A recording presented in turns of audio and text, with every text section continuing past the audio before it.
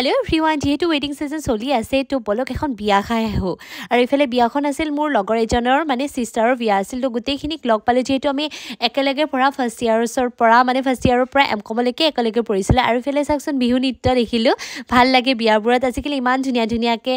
মানে কনসেপ্টবোৰ হাতত লৈছে তো বহুত ভাল লাগে তাৰ পিছত অকলটো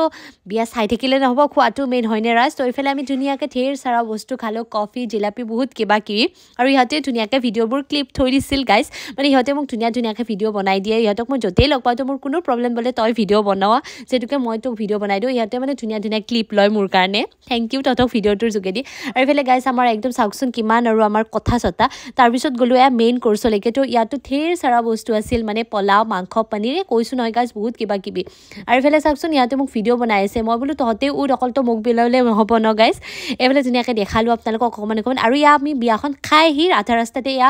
বেলেগ এখন বিয়া আৰু তাত ইয়া দৰাটো চাকচোন খোজতাৰি গৈছে ভাল লাগে বিয়াবোৰ এনেকুৱাকে দি যেহেতু আজিকালি গাড়ীতে যায় ন তো অকমান এনে আৰু ক্লিপখনি লৈ লৈ আশা কৰো আপোনালোকে ভাল পাব